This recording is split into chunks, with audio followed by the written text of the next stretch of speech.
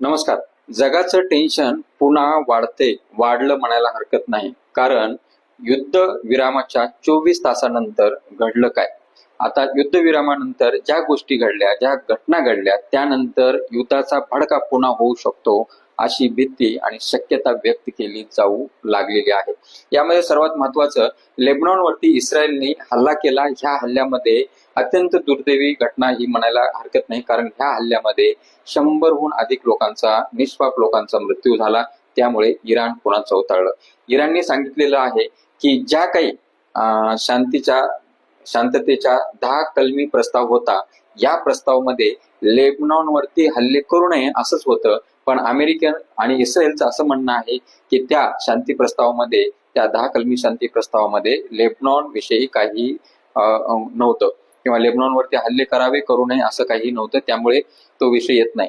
आणि दुसरी गोष्ट, इराण भडकल्यामुळे इराणने कडक शब्दामध्ये अमेरिका आणि इस्रायलला इशारा दिलेला आहे की जर लेबनॉनवरती आता पुन्हा एकही हल्ला झाला तर हा जो काही शांतता प्रस्ताव आहे 10 कलमी, हा संपुष्टात येईल आमच्याकडनं आणि आम्ही त्याला तोडीस तोड प्रत्युत्तर देऊ.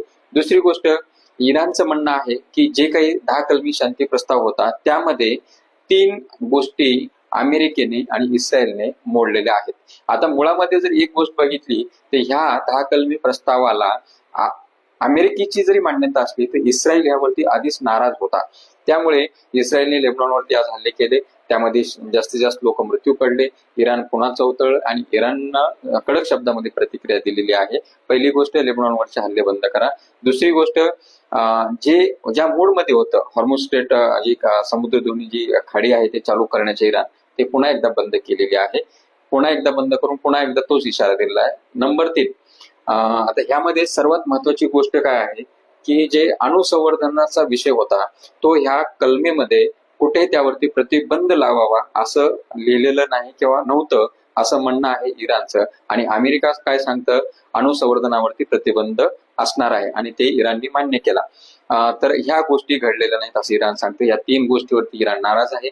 पुन्हा एकदा युद्धाचा भडका होऊ शकतो, कारण इराणवरती पुन्हा हे हवाई हल्ले पण करतात. ही पण एक महत्वाची आट जी आहे ते इस्रायल अमेरिकेकडनं पाळली जात नाही असं इराणने सांगितलं. इराणच्या एका शहरावरती ड्रोन हल्ला पण झाला, ते ड्रोन नष्ट केल्याचं इराणने सांगितलेलं आहे.